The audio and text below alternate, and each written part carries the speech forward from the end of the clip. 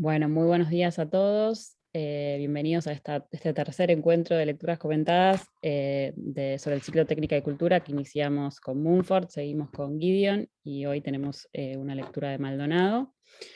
Nos acompaña Graciela Silvestri, que bueno, aunque todos aquí la conocemos, la voy a presentar brevemente para nuestro público de YouTube.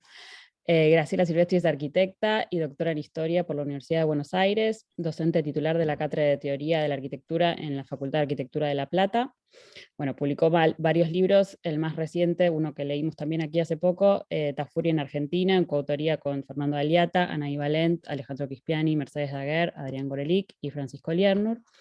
También publicó El lugar común, una historia de las figuras en el Río de la Plata, El color del río, historia cultural del paisaje del riachuelo, y en coautoría con Fernando Aliata, El paisaje como cifra de armonía, relaciones entre cultura y naturaleza a través de la mirada paisajística, entre otros.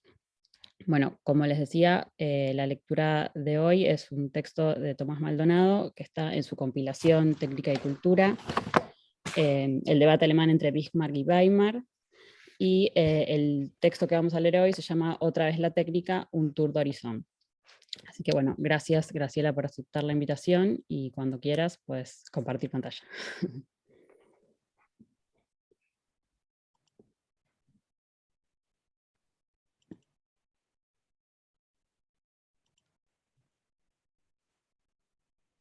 Ahí está. Bueno, lo que pensé para esta presentación, ya que tal vez Tomás Maldonado es muy conocido dentro del mundo de las artes y sobre todo dentro del mundo de la arquitectura, con el cual tuvo mucha vinculación, pero no tanto por fuera de este mundo. Y pensé entonces en hacer una breve introducción biográfica, porque mi hipótesis, cuando estaba leyendo el texto, pero con otros textos que estuve releyendo también de Tomás Maldonado, hasta que murió en el 2018, o sea, relativamente muy poco, hay ciertas obsesiones de Maldonado que se mantienen a través del tiempo. Y son claves a través de las cuales convendría también leer este posfacio, digamos, todavía la técnica, un tour de horizontes, un panorama de todavía la técnica, que es la obra escrita entre el 2001 y 2002, aunque el libro Técnica y Cultura es muy anterior. Una de las imágenes que voy a mostrar, que no son muchas a pesar de mi voluntad iba a poner nada más que 5, pero voy a poner más, van siguiendo esto, porque si hay algo que caracteriza el pensamiento de Maldonado y su actividad, no solo el pensamiento y la actividad teórica, sino también su actividad como diseñador, es la búsqueda de una coherencia entre razón y forma, entre el discurso icónico y el discurso escrito, entre la teoría y la práctica. Entonces conviene ver las imágenes que el mismo Maldonado producía o los motivos que le apoyaba. Acá está dando clases para él como profesor, fue un profesor muy destacado, y sobre todo como comunicador, editor y diagramador. Por eso es importante ver los libros en donde está publicado eso, en qué editoriales y qué características tienen las editoriales en que Maldonado publica o impulsa. Pasa la próxima. ¿Pasás vos, Adrián? Sí, sí. Ahí está. En los años 30, Maldonado nace en el 22, así que se van a cumplir 100 años de nacimiento. Es su hermano es el poeta Edgar Bailey, con el cual participó en algunas cosas, entre otras en el primer manifiesto invencionista del 46. Egresa de Bellas Artes y ya en los años 30, cuando él está cursando, hay una serie de motivos que van a cambiar radicalmente al arte argentino e internacional. Por supuesto, la referencia de la Bauhaus es permanente, él escribió muchísimo sobre la Bauhaus. Ahí está el tema, digamos, es la forma que adoptaron las viejas escuelas de artes y oficios, y como todos saben, en la Bauhaus el tema tipográfico y las publicaciones eran fundamentales. El concretismo, que es el movimiento en que va a participar Maldonado en los años 40, viene justamente la mención de que fuera arte concreto, la sacan del movimiento de Van Desburg, y en ese momento, en los 30, en Argentina y en Uruguay, el que era muy importante era Joaquín Torres García, con el cual van a tener alguna relación, pero van a cortar, digamos, la relación en los años 40. ¿Por qué? ¿Qué es lo que dice el grupo de arte concreto? El arte concreto no es arte abstracto, dentro de lo cual estaría Torres García. El arte abstracto mantiene referentes o símbolos explícitos. El arte concreto es presentación, digamos, no refiere a ninguna ilusión, no es ninguna ilusión por fuera de sí mismo, es una cosa entre las cosas.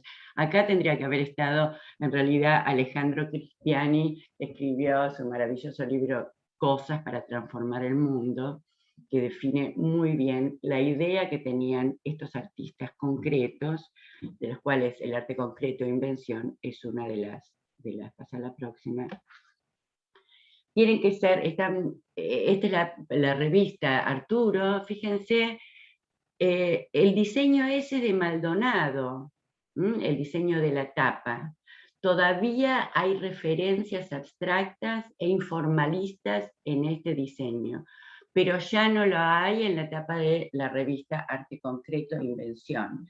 Se acercan al mundo no solo de la práctica, sino de la intención explícita de acercar el mundo del arte al mundo de la ciencia, ¿no? Y del mundo científico-técnico.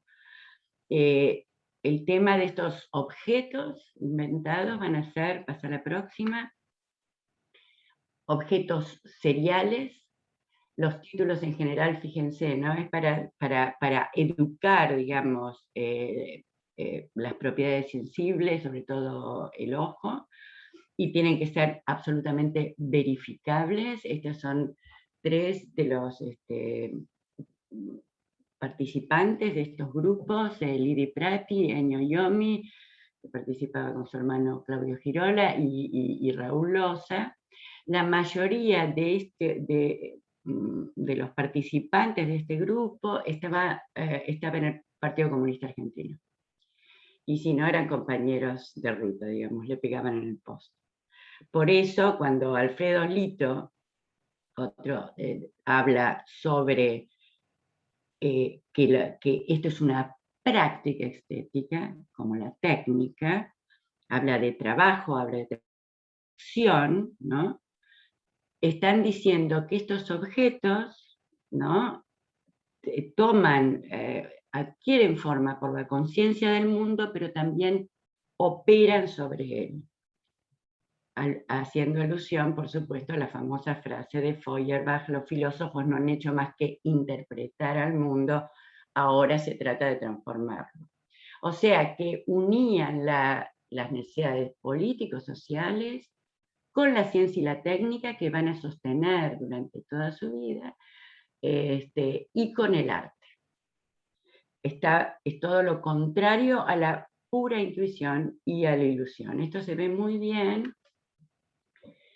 en ciertas publicaciones y ciertos postulados. Por ejemplo, el famoso marco recortado que aparece en algunas obras como esta de Maldonado, que se llama Construcción, justamente, pone en crisis la idea del marco como ventana y como ilusión hacia algo que se reproduce adentro de lo que está afuera.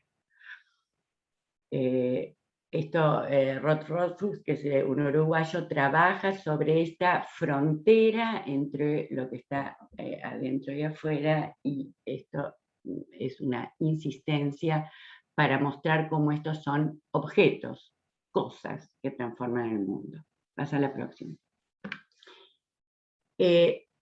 Este grupo estaba muy ligado con otros intelectuales importantes de la época, como Grete Stern, por ejemplo, que había estudiado en la Bauhaus, que hace este collage para la primera muestra de arte concreto en Buenos Aires en 1945. Como esto va a quedar grabado, no voy a leer específicamente una de las páginas del folleto, que no se sabe bien quién le escribió, pero separa el elementarismo, que es una palabra bajo la cual también se conocían los trabajos de arte concreto, utópico del científico. Piensen ustedes, socialismo utópico, socialismo científico. Hay puntos que están en relación y hay puntos que están totalmente separados. Se los dejo para que vean las diferencias entre estas cosas. Pasa a la próxima. Es muy importante dentro de esto, revistas, folletos, afiches y la misma actividad editorial. Nuevamente, esto también nos pone en relación con el texto, como les había dicho antes, y me parece muy importante porque una de las obsesiones de Maldonado es la coherencia entre el lenguaje gráfico y las palabras escritas, que son abstractas en sí mismas, obviamente en el caso del lenguaje occidental. Entonces, esto tiene que ver también con otra obsesión de Maldonado, que es la obsesión por la comunicación, y en sentido amplio, y más adelante por la semiología y la semiótica. Entonces, acá les traigo algunos ejemplos de los cuales Maldonado no solo producía, digamos, la gráfica, sino que también se implicaba en las mismas empresas. El boletín, que es el segundo número, del Centro de Estudiantes de Arquitectura, con el cual Maldonado entró en relación con Méndez Mosquera, Editorial Infinito, y que va a ser uno de los grandes publicistas argentinos. Ciclo, ¿no? Que es la revista de Peter Bach, Aldo Pellegrini, dirigida por Pichon Rivière, la relación también con la psicología, con el psicoanálisis, etc. Y ahí está, lástima que no se ve por el... ustedes sí. Ahí está el primer libro que publica las ediciones Nueva Visión, que se inicia en una revista, ahora la vamos a ver, y que en la cual estas ediciones está involucrado el mismo Maldonado con Méndez Mosquera, que es más joven, son todos realmente muy jóvenes. Méndez Mosquera no se había recibido todavía. Se inicia en el 54 con un libro sobre Max Bill, vamos a ver después porque es importante, pero la editorial publica primero, pasa la revista Nueva Visión. Y acá, para los que casi todos ustedes tienen educación visual, pero fíjense las relaciones muy particulares, formales, que hay entre el trabajo de Maldonado en el arte concreto, en los años 40, desde fines de los años 40, la forma de diagramación de la revista Nueva Visión, que es revista de cultura visual y toma su título de Moholy-Nagy, de New Vision, ¿no? La nueva visión, y la planta del pabellón de Barcelona de Mies van der Rohe, que es lo que se llama, en todos los casos, una simetría balanceada, ¿no? Abajo puse algo de Carlos Méndez Mosquera, que va a fundar en los 60 Cícero Publicidad, en la época de oro de la industria argentina, ¿no? Ciambitel, en donde empiezan a participar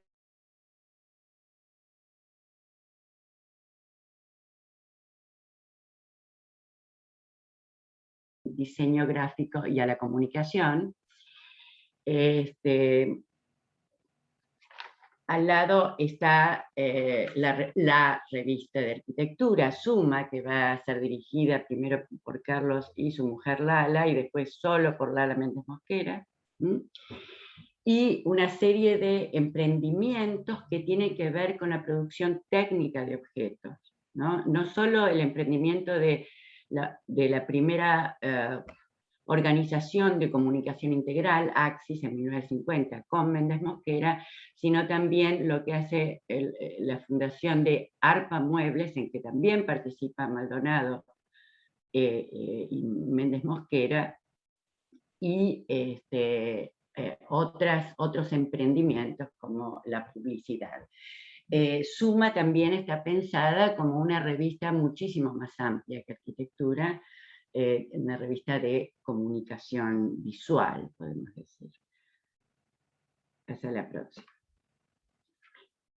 Maldonado había viajado en el 48 a Italia, este viaje es muy importante para él, vuelve, pero después se vuelve a ir y ya entra en vinculación con la principal organización, la principal escuela de diseño, dicho esto en forma general, la Hochschule für Gestaltung de Ulm, Alemania, que es una escuela de diseño integral que estaba dirigida por Max Bill. Fíjense cómo Maldonado va cambiando también las formas, ¿no? Ya no es ese estilo punto raya línea de simetría balanceada, sino son formas topológicas, porque una de las cosas muy importantes de Maldonado, y que sorprende muchísimo porque su formación es solo de Bellas Artes,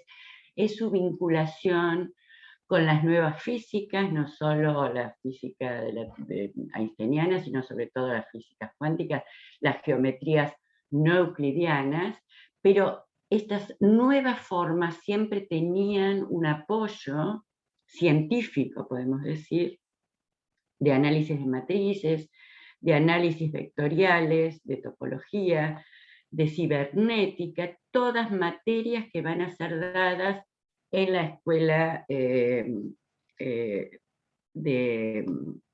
Ulm, que es, fíjense, es Gestaltung y no es forma. La palabra forma carga con toda esta cuestión intuitiva e incluso divina, mientras que la formatividad, la configuración, se va a unir con los requerimientos científicos y técnicos.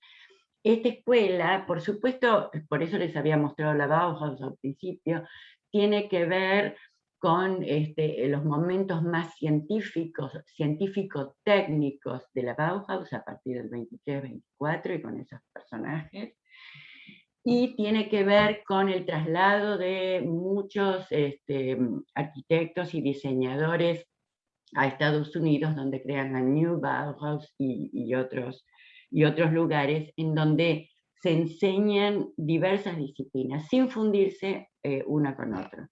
Pero tienen un primer curso inicial, que después va a ser pasado a la Argentina, el Forkurs, para, digamos, compensar el déficit de la enseñanza primaria y secundaria, justamente en estas actividades proyectuales, que tiene talleres, que tienen metodología visual, etc. Y después hay una serie de especializaciones selectivas, que son diseño industrial, industrialización constructiva, en realidad antes llamada arquitectura, y comunicación visual, información, a la cual más tarde agregan cinematografía. Pero lo que es interesante es la vinculación con el mundo industrial que plantea la escuela. Ya en la época de Max Bill, aunque Maldonado va a dar prácticamente un golpe de Estado y lo va a sacar a Max Bill y va a pasar a ser entre 64 y 66 rector, pero ya desde el 56 y el 60 estaba era presidente del consejo de la escuela, y le dan un tono mucho más metodológico y científico que el más intuitivo que caracterizaba a Max Bill. Si ustedes ven la figura de abajo, es la de Max Bill, y la de arriba es de Tomás Maldonado. Pasa a la próxima. La imagen del infinito de Méndez Mosquera, para que ustedes vean cómo va también impactando, aunque él no vuelve a vivir en Argentina, a este grupo innovador dentro de la arquitectura moderna y el diseño en general. Algunos maravillosos productos de Ulm, pósters. Ese banqueta multipropósito fue diseñada por Max Bill. Ese es un diseño de marca corporativa de Lufthansa, que la hicieron también ahí, y ese maravilloso tocadiscos Braun. Braun es la marca de diseño. Pero ojo, porque junto con la cuestión científica, Maldonado, que ya se había ido del Partido Comunista Argentino, o más bien lo habían ido del Partido Comunista Argentino, el único que se queda es Raúl Loza, pero el Partido Comunista Argentino seguía los dictámenes firmes soviéticos, y los artistas tenían que ser realistas y no abstractos ni menos concretos. Podían ser abstractos como Picasso, pero no concretos. Entonces, pero él insiste, como no existía Max Bill, en la relación social. Para él la técnica, para él todo, cita Brodel, creo que la cita está en el artículo que leímos, todo es técnica si todo es sociedad, y todo es sociedad si todo es técnica. O sea, hay una relación, hay una búsqueda permanente, una podría decir dialéctica, de Maldonado, de reunir en un punto sin disolver estos ámbitos que permanecen separados, aunque, como leímos en el artículo, él va a criticar a aquellos que siguen insistiendo sobre que toda técnica es cultura y viceversa, porque dice, esto ya estaba planteado, y tiene razón Maldonado, desde hace muchísimo tiempo atrás, la cita de Brodel, que es de los años 40. Pasa la próxima. Estas son algunos de los trabajos de Maldonado y de su socio Gibbon Siepe, ya en Italia. Maldonado del 64 se va a vivir a Italia, para la Olivetti. El design italiano, ustedes saben, es muy importante, y también se va a diferenciar un poco en ciertos puntos del diseño alemán. Y la vinculación entre técnica y política, estos objetos técnicos que van a transformar el mundo, queda muy claro cuando, por ejemplo, Bonsiepe se va a Chile, la Chile de Allende, para participar en una transformación del diseño, en este caso son mobiliarios para la infancia, en Intercorfo de Chile. Como siempre sucede, esto tiene sus cortocircuitos. O sea, todo lo que ha sido diseñadores gráficos, productores de imágenes industriales, de marcas, de isotipos y logotipos para la industria y el comercio, y para la política, profesionales independientes que viven de contratos, como los arquitectos y los ingenieros, por otro lado, han entrado muchas veces en cortocircuito, por ejemplo, en América Latina, durante la época de la dictadura, porque podrían haber optado por no hacerlo, pero han trabajado para casos muy especiales. Pasa la próxima, es una digresión, pero es uno de los problemas de estos objetos, ¿no? Esta es la imagen del Mundial que le hicieron Méndez Mosquera y Bonsiepe, que todavía vive en La Plata. Méndez Mosquera murió hace poco. Pasa la próxima. El mundo de Italia, a donde llega Maldonado, va a ser bastante distinto y muy discutidor dentro de los ámbitos de este amplio movimiento comunista. Ya cuando había estado en el 48 había habido una polémica importante de Togliatti con varios intelectuales, ahora no me acuerdo quién, pero con respecto a si el partido debía decidir o no sobre la autonomía de los artistas, ¿no? Y ya esto está dirimido en los años 70, y hay es un momento terriblemente inspirador por un lado y bastante terrible por el otro. Es el momento de las guerrillas, de las Brigate Rosse, que tensionan al Partido Comunista por diversos lados, ¿no? Acá vemos en donde algunos emprendimientos en que estaba vinculado directamente Tomás Maldonado. Por ejemplo, el famoso Instituto DAMS, Disciplina de las Artes, la Música y el Espectáculo, cuya figura central era Umberto Eco. Entonces acá aparece Eco, Paolo Fabri, que era de semiótica y comunicación de masas, Omar Calabrese, y Maldonado va a estar ahí como profesor de proyectación ambiental. La palabra medio ambiente empieza a incorporarse a la luz de la crisis de recursos que ya explota en el 73 y que ya en los 70 ya está planteado por grupos como el Club de Roma, y ahí tenemos varias estrellas rojas en Bolonia.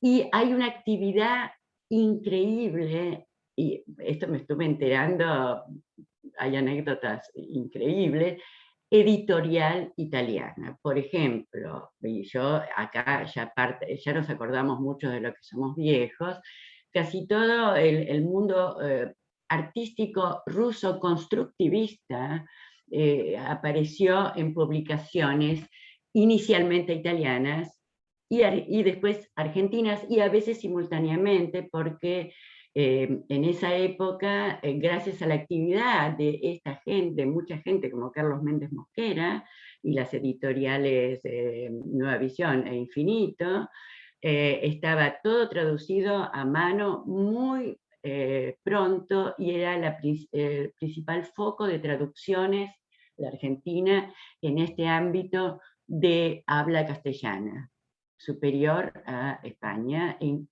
incluso superior a México. Acá tenemos dos editoriales, Einaudi, donde empieza a publicar Maldonado, y Feltrinelli. Y Feltrinelli va a ser muy importante, se va a pasar a Feltrinelli, entre otras cosas, porque se casa con la viuda de Gian Jacopo Feltrinelli, que se había pasado a la clandestinidad y que muere en un atentado que él iba a hacer, pero le explota la bomba en la mano, ¿no? Entonces,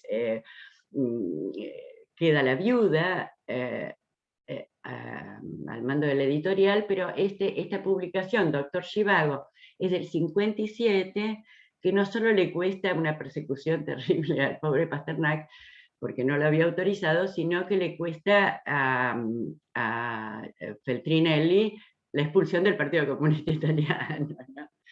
Pero Maldonado es una carrera muy importante ahí, ya era un tipo conocido, es invitado a Pittsburgh, a otros lugares, por supuesto a Moscú, por supuesto a Cuba, a Ginebra, a Princeton, ¿no?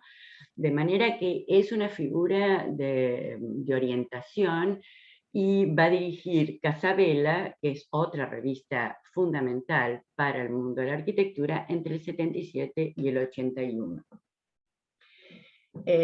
Pasa a la próxima. Acá está, les comenté el tema del medio ambiente, como ya desde los años 50 Maldonado está preocupado por eso, pero publica casi simultáneamente con Banham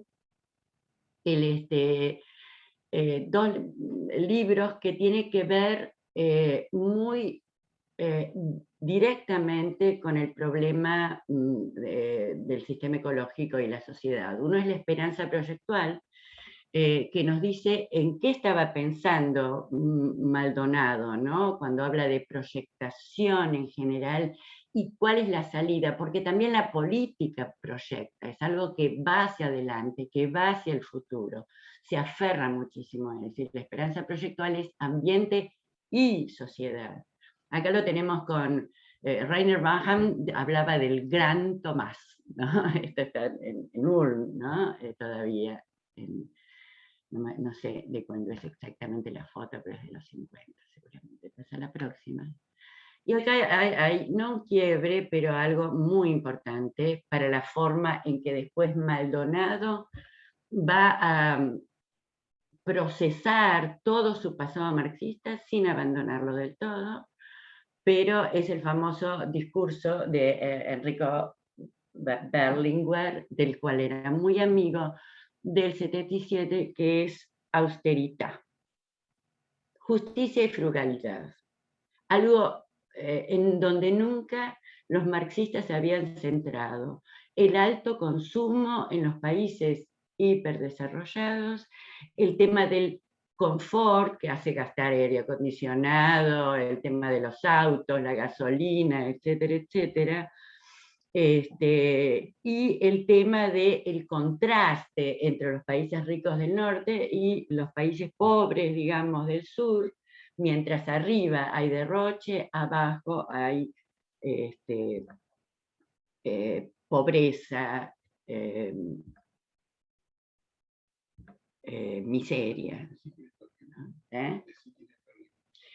Enrico Berlinguer era el presidente, digamos, del Partido Comunista Italiano y es el introductor del eurocomunismo, lo que se llamó eurocomunismo, que es una apertura democrática y dice cosas tales como: los comunistas italianos, por la función autónoma y libre de la cultura, a nadie pedimos obediencias, ni al partido ni al Estado.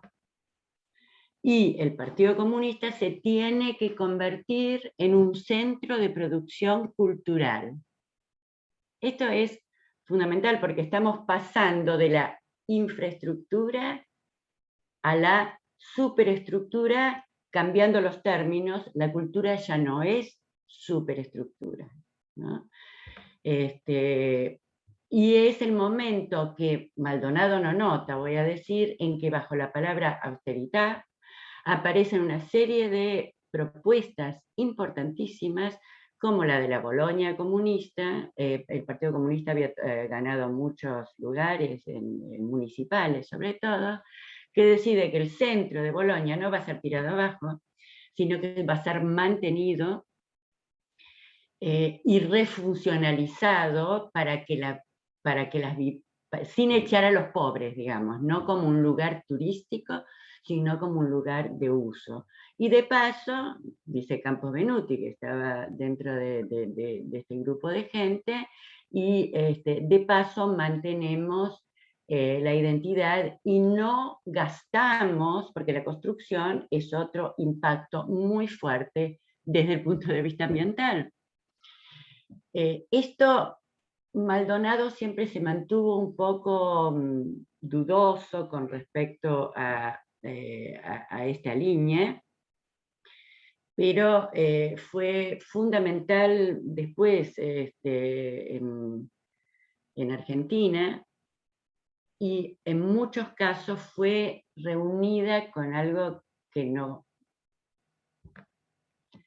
está bien, y Maldonado lo dice en varios artículos, porque que no existe. Se habla de posmodernismo. Como puede haber posmodernismo, va a decir Maldonado, ustedes lo leyeron, si no hubo movimiento moderno, único, ¿no? Acá esto es la posición de Maldonado con respecto al tema de la ecología crítica, en la que le va a dar mucha importancia.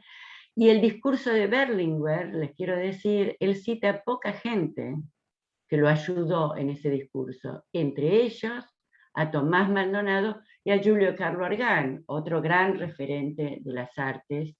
Roma acababa de ser ganada por el Partido Comunista. O sea, ves cómo se cruzan las distintas líneas que son muy importantes, a mí me parece, para leer el texto. Hasta la próxima. Y acá entonces, acá paramos con las figuritas, pero yo quiero que la tengan en la cabeza. Todavía la columna del costado para mí son las las keywords, ¿no?, que van a ligar distintos discursos y artículos que Maldonado fue escribiendo. Esta es la primera edición de Técnica y Cultura, donde aparece el texto que nos interesa, con una introducción de 1979, ¿no? En donde explica por qué él va a tomar solo de 1871 a 1933, o sea, desde el momento de la fundación del Reichstag al momento del incendio del Reichstag. No quiere meterse con los nazis, va a tener, después vamos a hablar sobre esto, sobre su posición con respecto al irracionalismo, y no quiere meterse tampoco, porque él dice nos llevaría a la discusión de nuestro tiempo, con la teoría crítica adorniana y todo lo que pasó después, que es fundamental también para el tema de la técnica, pero él insiste, y tiene razón. Por ejemplo, aparece Simmel en esta selección, que hay muchos hilos que se pueden tirar desde ese momento histórico. Es una excelente selección. El material deliberadamente es heterogéneo. Hay filósofos, sociólogos, políticos, hay industriales como Rathenau, y sobre todo por el papel que tienen en la reflexión sobre la técnica, hay arquitectos, urbanistas, designers y en general, dice él, proyectistas militantes cuyas, y cito, contribuciones teóricas se originan en una rica experiencia operativa, expresando una inequívoca voluntad de concreción. ¿Se dan cuenta? De la abstracción teórica a lo concreto de la operación. La operación es fundamental para Maldonado, y Adrián me recordaba, que recordar a su vez, el famoso título de Argan, Proyecto y Destino, ¿no? No hay que dejarse subsumirse en el destino. La proyectación es la intervención para cambiar el futuro, por lo tanto, la operatividad es fundamental. Otra cuestión que aparece claro en la introducción, y por supuesto aparece también en el texto que leímos todos, es la insistencia en contra del pensamiento dualístico. Él habla de la malsana pasión por las dicotomías en Alemania. El caso ejemplar es técnica versus cultura, por él pone técnica y cultura. La otra es cultura, civilización. La otra es mecanización, cultura. La otra es civilización, vida, ¿no? Y dice, citando a otro, los alemanes oscilan entre dos extremos, Parsifal y el paso de ganso, ¿no? Muy interesante.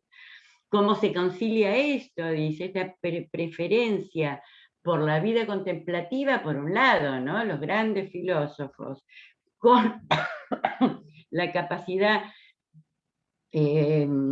proverbial de los alemanes de la eficiencia y de la vida activa. Bueno, eso es algo que se va a preguntar, y también se pregunta cómo estas duplas también tiñen el pensamiento de muchos que él considera heroicos, digamos, en el pensamiento, como Rathenau, ¿no?, que termina bien atentado, ¿no?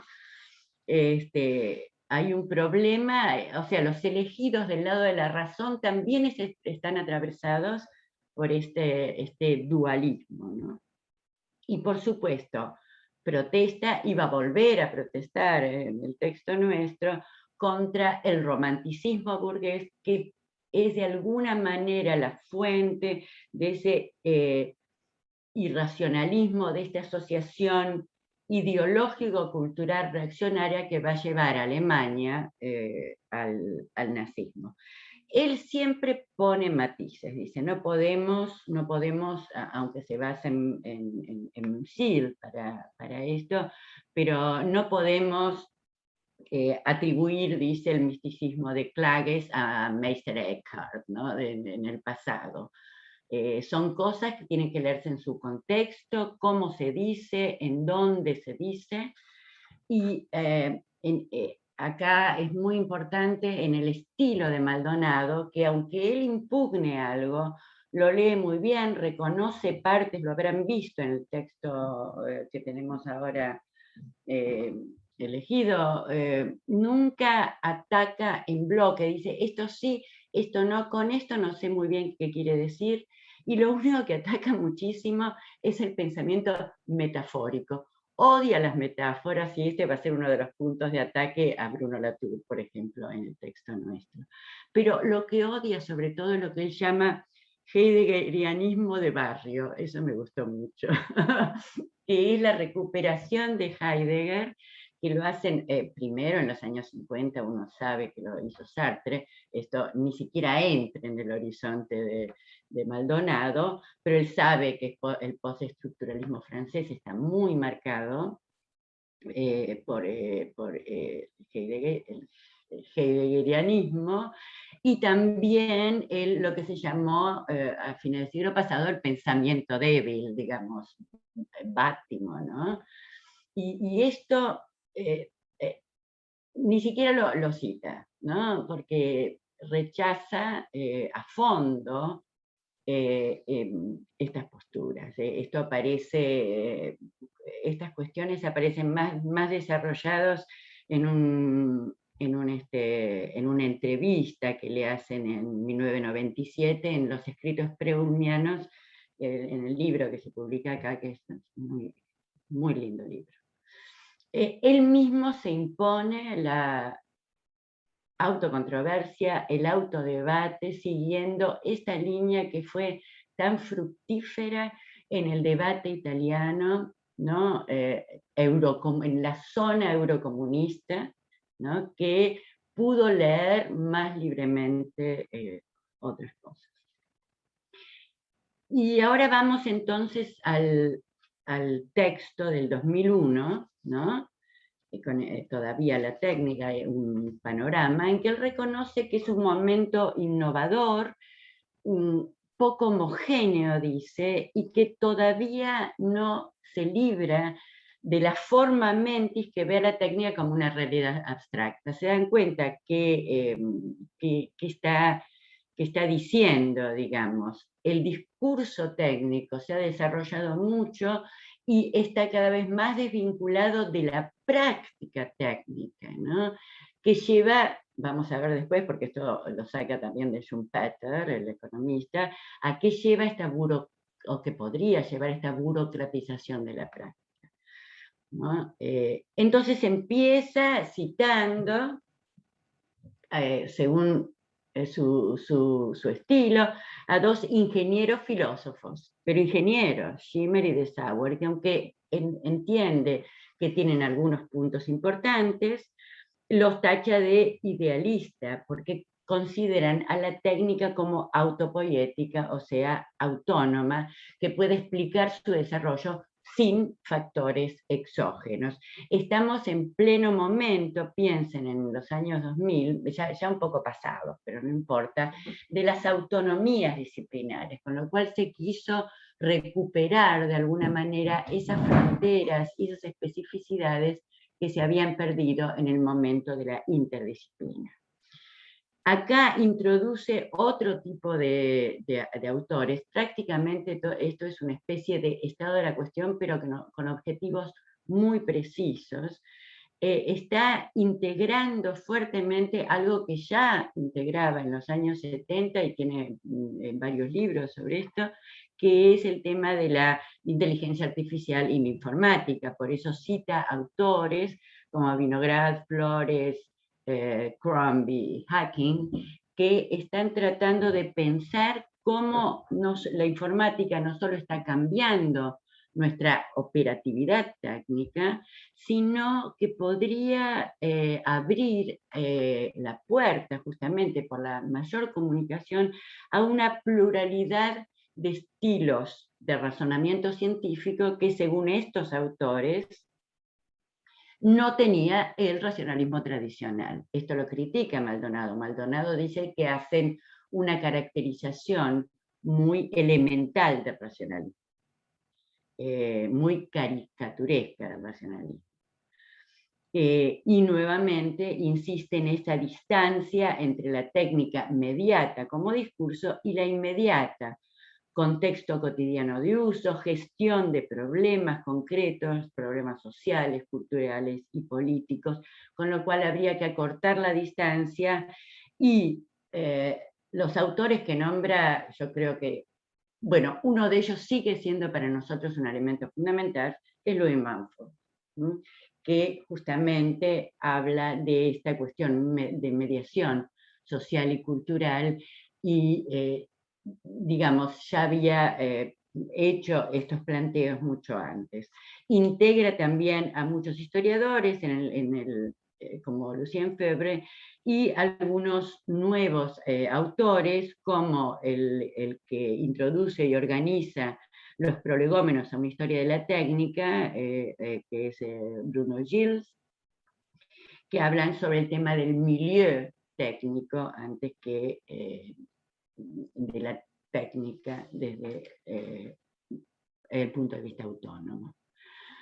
Pero Maldonado, que piensen que tiene como 80 años, vuelve a revisa textos que nosotros todavía estamos, que están en danza todavía hoy, o sea, 20 años después. El reinterés por Simondon que el mundo francés manifiesta, ¿no? El nuevo, al cual lo define a través del vitalismo técnico, pero justamente al modo de Maldonado, si bien rescata que toma el objeto técnico concreto como punto de partida, no de llegada de un discurso abstracto, ¿no? Y de ahí, de este discurso inductivo, saca un razonamiento sobre la técnica y sobre la proyectación en general. Maldonado no es tan, digamos, no lo convence tanto este paralelo entre la dinámica evolutiva de los seres técnicos y de los seres biológicos. Simondon usa palabras como morfogénesis, genotipo, fenotipo, mutación, otra palabra que la vemos muchísimo ahora, que la toma del ámbito de la biología y la lleva al ámbito técnico. Maldonado dice, bueno, pero el tiempo de la vida no es el de la técnica. Maldonado dice que el tiempo de las mutaciones vitales es larguísimo, mientras que el de la técnica puede ser casi instantáneo. Yo diría al revés, el tiempo de la vida humana es bastante más corto que el de los objetos técnicos, pero igual le parece que es importante esto. También discute con qué teoría de la evolución se confronta Simondon. Él dice el lamarquismo, es una especie de determinismo biológico con el que él tampoco está de acuerdo. Pero se dan cuenta que es muy equilibrado en cuanto a qué y cómo toma. Al que le da una posición importantísima es a Schumpeter, el economista que se dice que es uno de los padres del estado de bienestar, de la idea del desarrollismo económico que va a ser característico en los 50 y 60 y que obviamente está decayendo, pero sobre todo a la distinción entre invención e innovación, que me parece que nos puede servir muchísimo a nosotros, porque la invención puede no llegar a ninguna parte.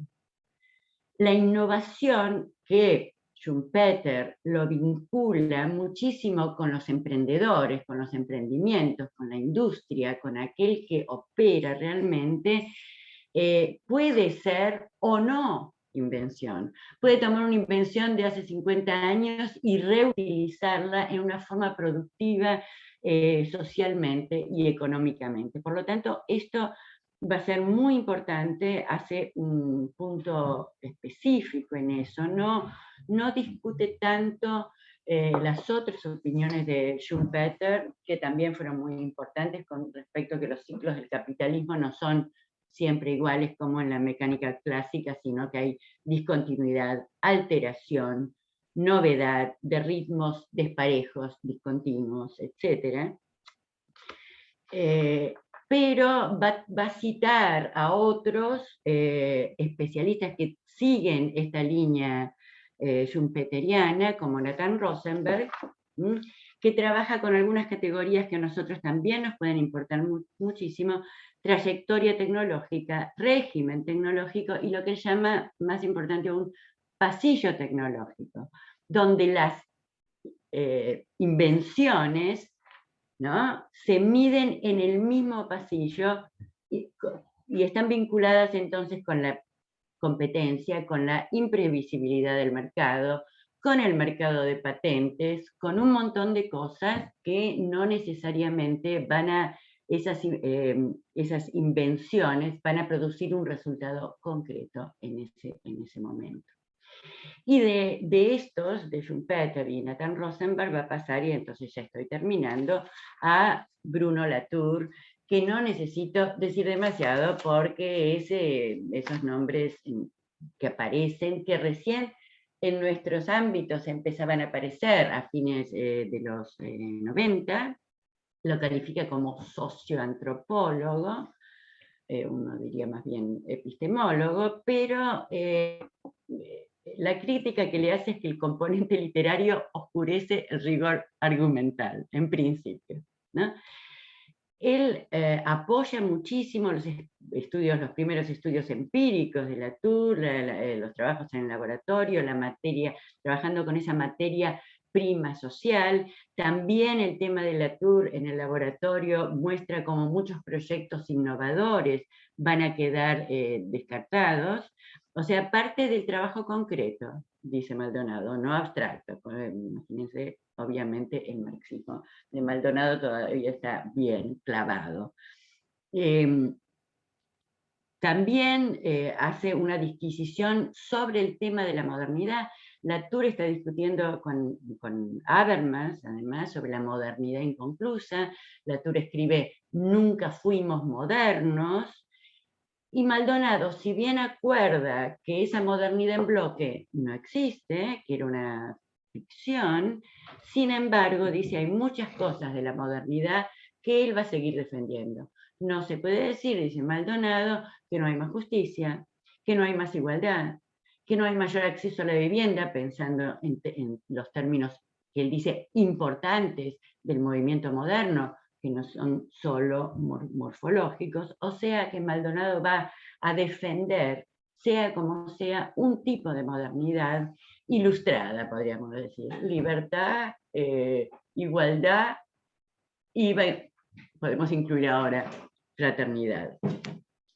Bajo esto también va a ser críticas a varias metáforas, podemos decir así, que usamos nosotros. Es muy importante para Maldonado esta Serres, sobre el cual tiene razón, no se puede entender a Latour sin Michel Serres, el tema de la traducción, ¿no?, en el sentido de cómo las construcciones científicas son reemplazadas por construcciones artístico-figurativas. El ejemplo de Serres es Sadi Carnot y Turner, ¿no?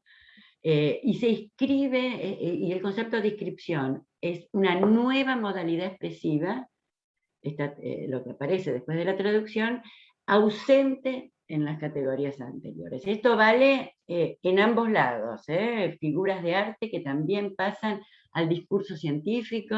Yo estuve trabajando bastante sobre el tema de las ciencias cuánticas, sobre todo, que se valen muchísimo de figuras estéticas para explicar conceptos científicos. Pero Maldonado nunca va a renunciar, a pesar de las redes, los híbridos, los colectivos híbridos, etcétera, al concepto de sistema, que es un concepto de los años 60, 70. Y dice, no sé por qué lo pone en oposición. Red puede ser un caso dentro de una idea más general de sistema, que no es rígido, a pesar de que Latour diga esto, y tiene íntima relación, además, con el tema ambiental. Ogburn, que es uno de los popes, digamos, del ambientalismo de los años 60, habla de el ambiente como interacción de tres subsistemas: la biosfera, la sociósfera y la tecnósfera. finalmente, dice Latour, si uno piensa, como piensan algunos de la red virtual, u otros de la red en general, y lo compara con el sistema, por lo menos el sistema no tiene la araña en el centro como tiene la red. Él también usa metáforas. Pero en suma, y así quise, yo esto lo voy a dejar para terminar, tendría más cosas para ver, pero me gustaría más charlar con ustedes sobre esto. Había armado un pequeño, no glosarios, pero conceptos y palabras, ¿no?, que a la luz de la bibliografía tienen que ver, y que se mantienen, que es la defensa acérrima del proyecto moderno. Nosotros lo escuchamos a Maldonado en el 84 y no estábamos muy de acuerdo con esa defensa que hacía, ¿no? Cuando en la postdictadura, justamente, que es muy interesante, vale la pena leer ese discurso, porque también lo sacó Méndez Mosquera en Infinito. La base marxista, su forma de pensar como materialismo dialéctico al que le agrega también la idea histórica de los cambios históricos, que lo lleva a ir en contra de estos dualismos, a estar en contra de las divisiones teoría-práctica, ¿no? Y que lo lleva también a una idea de interdisciplina que no es un solo bloque todo mezclado, sino la colaboración, podríamos decir, entre varias. Esta es la idea que trajo a Buenos Aires, la Universidad de Buenos Aires, la Facultad de Arquitectura se convirtió en Facultad de Arquitectura, Diseño y Urbanismo, y dentro de los diseños había diseño de moda, diseño textil, diseño industrial, diseño gráfico, etc. Por supuesto, no funcionó demasiado bien en una facultad masiva, pero eso es otra discusión. Se dan cuenta cómo van cerrando los ciclos, ¿no? Es muy importante el tema de la ciencia, la técnica y la razón, y es la cuestión sobre la informática. Él discute que la técnica por sí sola, como dicen algunos, no va a transformar esta comunidad virtual en un material importante para la refundación democrática o para la acción directa. Esto no funciona así, y en eso yo creo que Maldonado tiene razón, y además ese transferimiento del control del Estado al privado también le da bastante miedo, de eso podríamos hablar.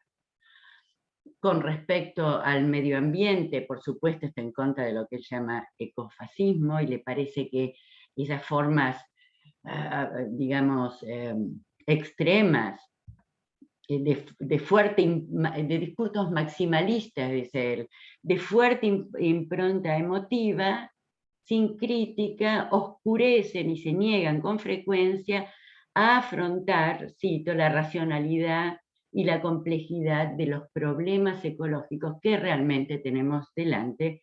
Obviamente la cuestión del degradamiento, el problema del efecto invernadero, la capa de ozono. Escribió un libro completo sobre esto Maldonado, bastante más temprano, y lo vincula, como yo dije antes, con el gasto social de los países ricos. Una última diapositiva. El tema del diseño y la proyectación sigue siendo fundamentales, y esta equivalencia entre palabra y obra también. Por eso les pongo esto para el final, con un muy lindo poema de Edgar Bailey, que es el hermano que escribió el primer manifiesto invencionista. Se llama La Claridad, ¿no? El antiguo oficio de ver claro, dice Maldonado en un artículo para Nueva Visión, ¿no?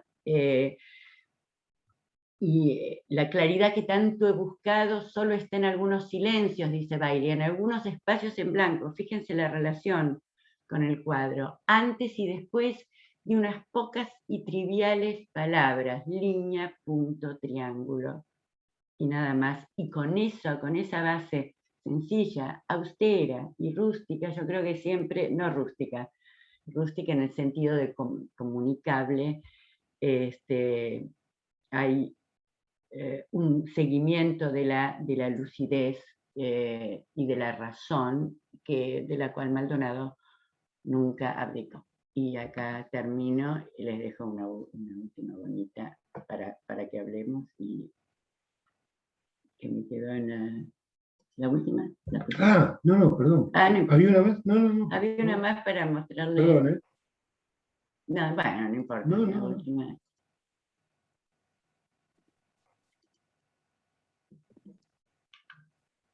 ¿No hay más? Sí, pero... Ahí está.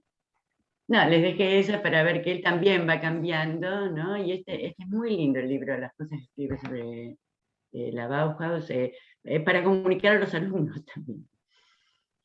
Sí.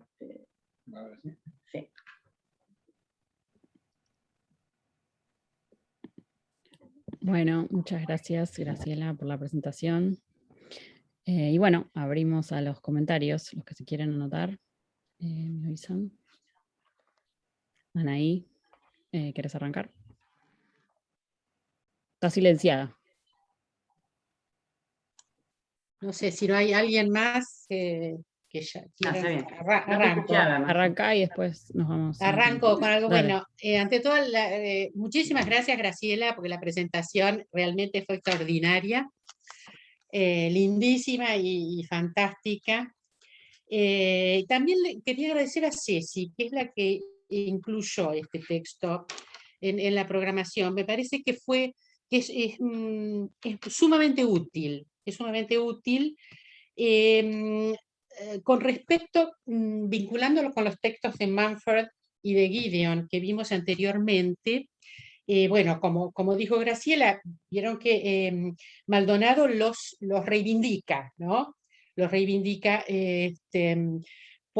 porque cada uno de ellos a su manera ensaya un vínculo o se preocupa por los vínculos entre lo que llama técnica mediata y técnica inmediata, ¿no? O sea, la alta reflexión sobre la técnica y después todo lo que tiene relación con el uso, con la práctica, con la producción concreta, con la marca tecnológica en nuestra vida. Pero por el tipo de texto que es el de Maldonado, y además por la forma en la que piensa, hay una cantidad de cuestiones que las hace explícitas y las pone en discusión, cosa que no lo veíamos en los textos anteriores. Así que me parece que es muy, muy útil. Bueno, retomo cosas obviamente que ya dijo Graciela, ¿no? Me parece que es muy interesante la forma en que Maldonado construye la mirada, ¿no? Esa mirada sobre la técnica que tiene que ver con, bueno, con muchas cosas como ya vimos, pero me hago hincapié en que es una teoría que está vinculada con la experiencia de la operación, ¿sí? Y con la búsqueda de transformación dentro de esa operación y de esa operatividad. Entonces, pintor, diseñador, ¿no es cierto?, gestor de la enseñanza, publicista, etc.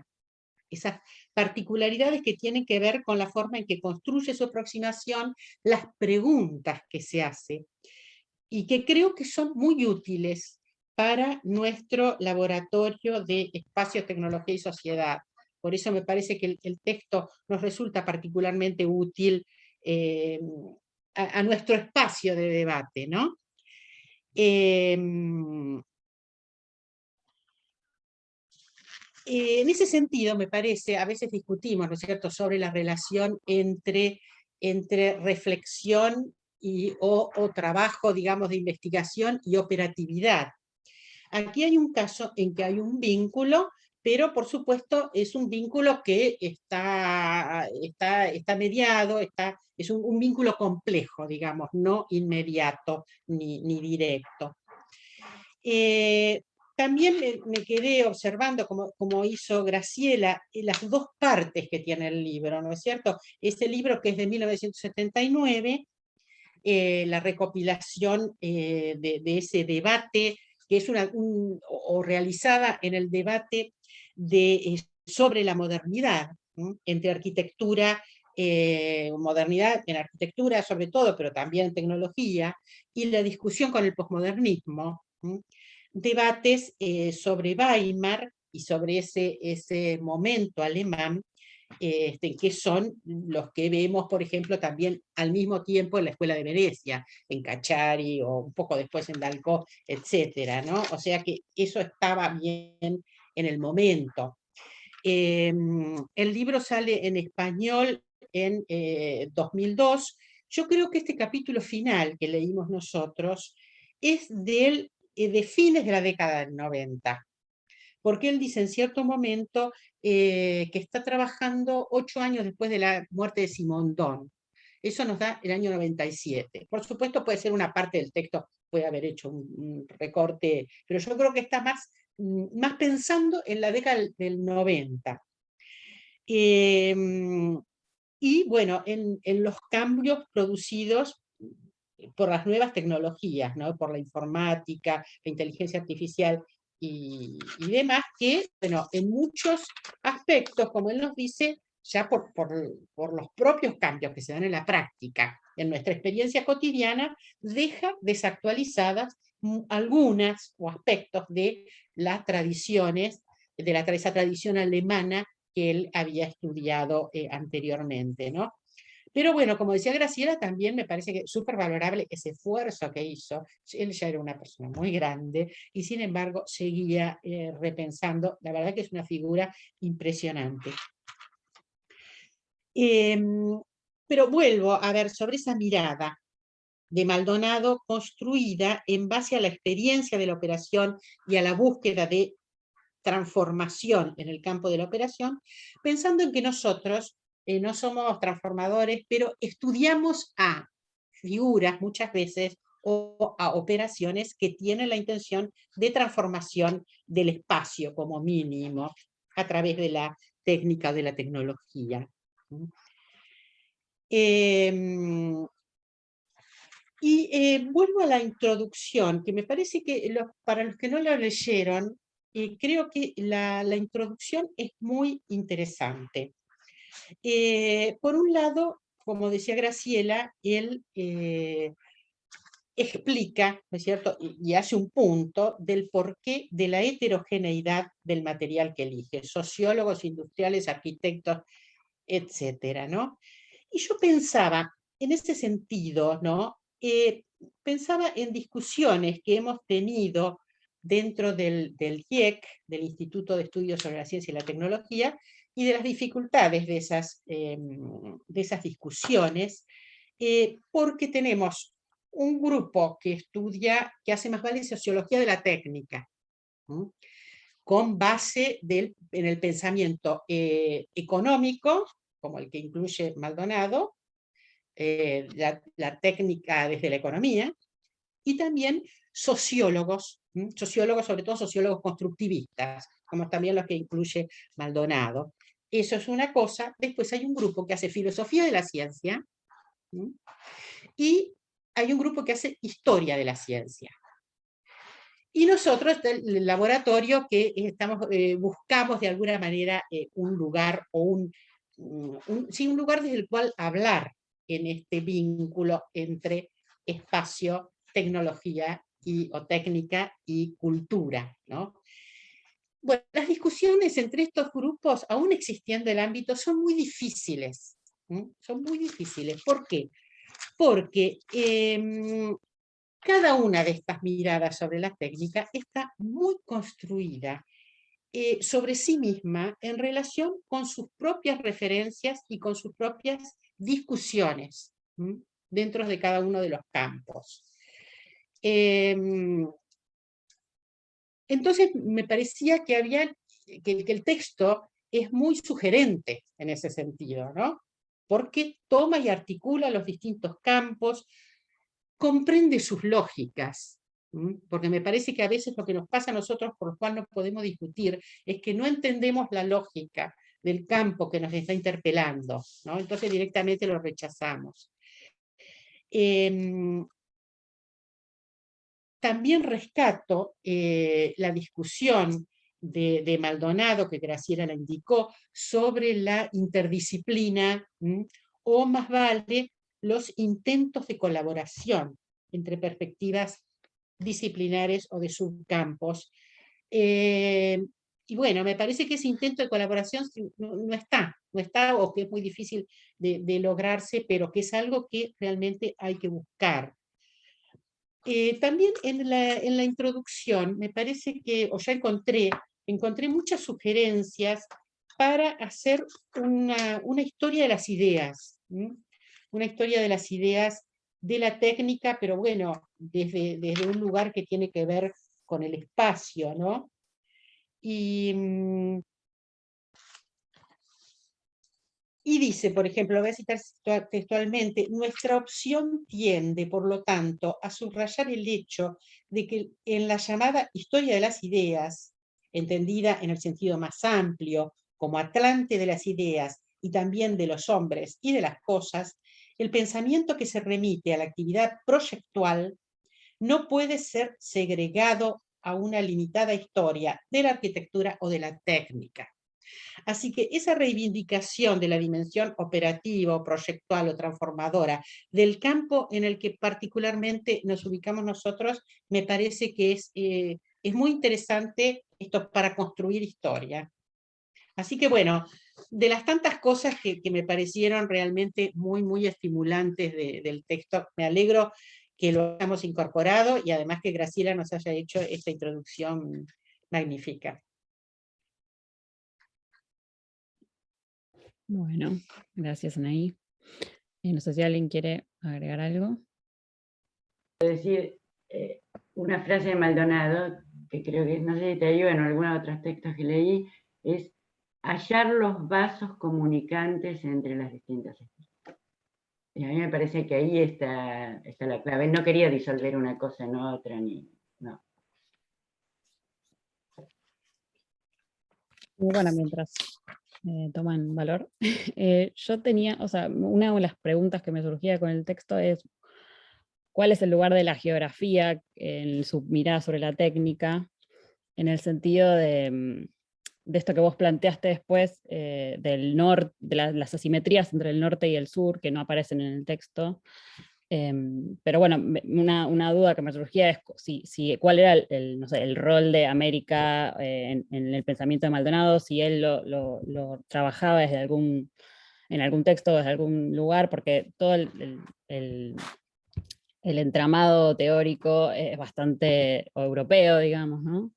Y bueno, o sea, una duda que me surgía era exactamente, bueno, ¿cómo tramita él estas asimetrías para pensar la técnica, si es que las piensa o tal vez no? Justo le comentaba a Dan hace unos días que estuve leyendo un texto de Glenn Adamson, a quien también hemos leído acá en el laboratorio, que hablaba de la silla chesca de Marcel Breuer, pero empezaba hablando de la silla desde los materiales con que se producía esa silla, que es un metal cromado, bueno, que toma esa forma, y bueno, lo relaciona con dónde se producen esos materiales, que es en una mina en Brasil, y lo relaciona a su vez con una catástrofe ecológica que hubo en Brasil hace poco. Y bueno, pensaba todo el tiempo que llevó llegar a esa reflexión sobre los objetos de diseño, los objetos técnicos, en relación con los materiales, de dónde vienen esos materiales, los conflictos, las asimetrías geopolíticas que hay detrás de esos objetos, digamos. Y bueno, me generaba la duda de respecto de si Maldonado, en este texto obviamente no, porque es más bien, como dijiste, un estado de la cuestión, pero si él había como reflexionado sobre esas asimetrías en algún lugar de su producción, y bueno, me generó bastante interés este texto que vos mencionabas al final, diseño, naturaleza, y no me acuerdo completo, en lo que aparentemente trabaja sobre esas cuestiones. Yo no lo leí completo, se imaginen, para esto, pero estoy casi segura que Maldonado no... La única distinción que se hacía en términos geográficos generales está en el discurso de Berlinguer.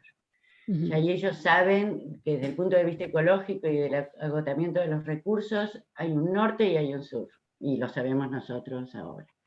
No ingresan todavía en cosas que entraron muchísimo más tarde en el mundo ecológico, algunas recién ahora, el tema mineralógico.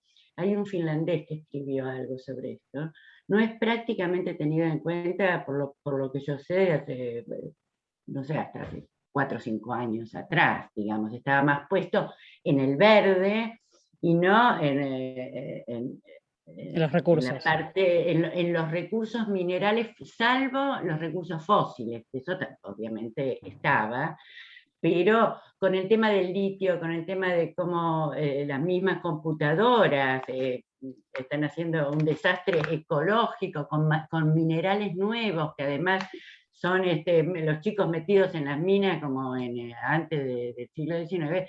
Esto yo creo que se puso sobre todo en el panorama hace 4 o 5 años nomás, en el panorama ecológico en general, ¿no? Estaba más puesto en otras cosas.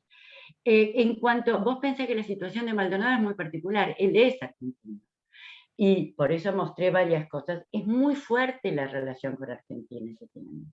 No es débil, tiene varios amigos acá, viaja cada tanto, él deja de diseñar, ustedes saben, en la entrevista es muy lindo, pero dice, no tengo tiempo, porque hay un tipo de diseñar cosas, objetos y cuadros, ni nada, simplemente escribe, o sea que él sabe bien qué significa escribir, pero acá lo primero que hice fue llamarlo un íntimo amigo de él, de acá, antes de venir a mi vida, que es Jujo Solsona. O sea, el arquitecto. Y entonces digo, che, ¿qué me decís de los últimos años de Maldonado? ¿Cómo estaba? ¿Con quién se veía? Y estas ideas básicas de Maldonado todavía las tenía, ¿cómo las tenía? O sea, él no consideraba desde los años 40 necesariamente, no sé si el pensamiento, pero sí la operación argentina como parte del tercer mundo. Yo creo que eso le quedaba de la época. Pensé que él hizo solo la escuela, no era universidad, Escuela de Bellas Artes. Eran 6 años, ¿no? Y tenía otras materias, por eso se llama escuela, pero era escuela secundaria. Y pudo entender en los años 50, más allá de la cabeza de Maldonado, geometrías no euclidianas. O sea, estamos hablando, él habla, en un momento se habla del luminoso aislamiento que tuvo la Argentina hasta durante la posguerra, que realmente fue una explosión artística increíble. Cómo llegaban a conocer algo y a saber algo de alguien, no sé, pero él queda muy marcado con esta cuestión que después va hacia un industrialismo importante. Pensá que en el 59 Sadowski trae la primera computadora, Clementina, la primera mujer programadora, Cecilia Berdichevsky, estudia con una discípula de Turing. Por supuesto el tema femenino tampoco aparece en Maldonado, pero vamos a disculpar. O sea, él no necesariamente consideraba a la Argentina así. Aún así, uno sabe, no solo por el discurso de Berlinguer, que ya había entre el norte y el sur, y lo que propone Berlinguer, que es uno de los problemas básicos del ambientalismo actual. Los que más gastan efectivamente están en el norte, le vamos a pedir austeridad a gente que no tiene cloacas, que no vio un auto en su vida, que no tiene agua corriente. Ahora, lo que hay que cambiar es un modelo general de vida, tampoco hay que pensar, se es más feliz teniendo más cosas, etcétera, etcétera. Entonces, la cuestión, la austeridad, si bien va para todo el mundo, hay una diferenciación fuerte entre lo que se llamaba en ese momento países en desarrollo y el resto. Pero Maldonado, desde el punto de vista intelectual, yo creo que no consideraba, siempre tuvo una relación muy estrecha con Argentina, hasta los años 70, diría yo, las editoriales argentinas eran fundamentales, diría porteñas, ¿no? Porteño rosarino, ¿no? Litoral. Pero no hay tampoco una relación con la geografía del tipo que empezó a aparecer después, ¿no? Con la introducción de la idea de espacio como actor, ¿no? Que aparece en la geografía, que aparece en la arquitectura, etc. Eso también me parece que como que se le pasó a Maldonado, difícilmente menciona la geografía como algo. Él está mucho más marcado por la arquitectura y por las actividades proyectuales, como la proyectación, como dice él. Y sigue considerando que en geografía no se proyecta en ese sentido, puede incluirla en el urbanismo, pero no están en el, no sé, debate sobre si la cartografía es también proyectación, ¿no? Eso me parece que viene un poco más tarde.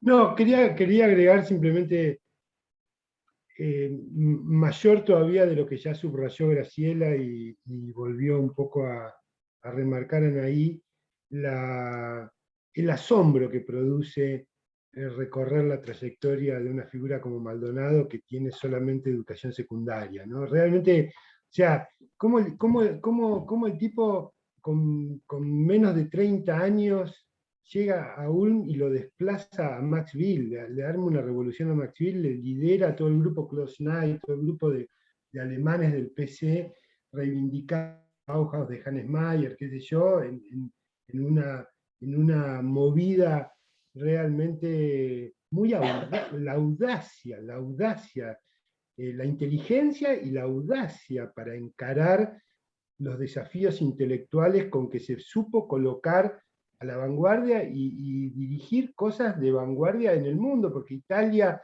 en esos años es un hervidero intelectual de los más vanguardistas, ¿no? Entonces, realmente es muy, muy, muy asombroso, y me parece que un trabajo que no está hecho y que sería interesante hacer, está hecho para el arte, para las artes visuales, pero así como lo que Alejandro Cristiani hizo para el arte concreto en Argentina y Chile, sería indispensable hacerlo con Brasil, porque uno podría decir que desde el punto de vista institucional y disciplinar, Brasil consigue cosas que la Argentina no consiguió. El Centro de Diseño Industrial, digamos, la relación con Maxville es de las dos partes. Maxville es fundamental tanto para las vanguardias de los años 50 en Brasil como en Argentina ya desde los años 40, pero Brasil logra armar el Centro de Diseño Industrial que en la Argentina nunca funcionó, que funcionó realmente muy poco, y logra de alguna manera internalizar en los procedimientos del diseño y de la práctica industrial, y tiene, por lo tanto, tiene además un desarrollo industrial que Argentina no tuvo. Argentina con FATE, con Ditela, son apenas, digamos, emergentes de algo que nunca llegó a cuajar realmente. Cuando uno ve los diseñadores industriales, que eran en su mayoría arquitectos todavía, en los años 50 y 60 trabajando para esas industrias, ve cosas fantásticas, pero eso no quedó en nada, no se tradujo realmente en una industria y una profesión pujante. Los diseñadores industriales, cuando se crea la carrera en la Argentina, en realidad le dan trabajo a los negocios que producen maquetas y cosas en 3D, pero no se conectan con la industria. Digamos, crean una industria paralela, que es la industria de producir entregas de diseño industrial, pero no hay una relación creativa, pujante y dinámica que transforme o incida en la industria. Y eso en Brasil ocurrió, y ocurrió muy fuerte para los mismos años, y me parece que ahí haría falta. Al mismo tiempo Brasil no tiene un Maldonado, ¿no? Entonces esa asimetría en el desarrollo de estas disciplinas que tienen la base común de Maxville, de Ulm, del arte concreto, me parece que sería imprescindible hacer un trabajo que ponga la mirada en los dos lugares. Marita García trabajó mucho sobre el arte concreto en Brasil y Argentina, pero el problema de los historiadores del arte es que son ciegos a la cuestión técnica, son ciegos a la cuestión tecnológica, industrial, arquitectónica, urbana, digamos, ¿no?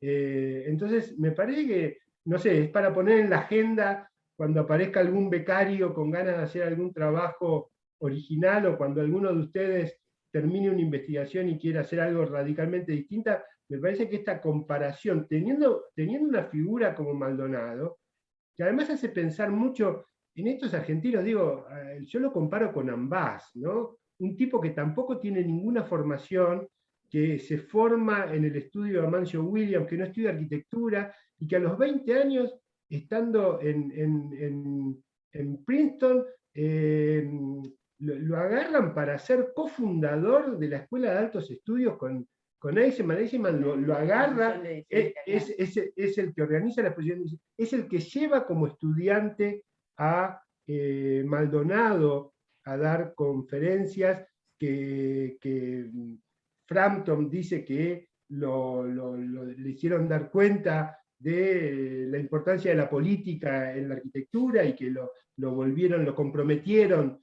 políticamente, y que comienza a dirigir el MoMA cuando tenía apenas 30 años y tampoco sabía nada. No, son estas figuras muy, muy extrañas de las que olés. Es muy interesante tratar de entender cómo se desarrollan, pero en el caso de Maldonado me parece que su vínculo tan fuerte con los grupos de diseño industrial en la Argentina permitiría hacer un estudio comparado con Brasil, que me parece que sería bastante interesante para entender muchas de estas cosas, ¿no? Verónica quería decir algo.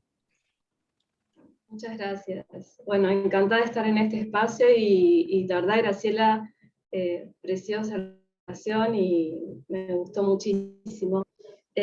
Bueno, no, quería hacer algunas puntualizaciones a lo que estaban comentando sobre la figura de Maldonado, que sí, es una figura totalmente extraordinaria, y a veces uno queda como adherido a esas figuras y empieza, digamos, a hacer lo que por lo menos desde mi punto de vista, digamos, no funciona, que es personalizar ciertos procesos sociales, pero Maldonado tiene un poco ese efecto imán, ¿no? que es tan impactante.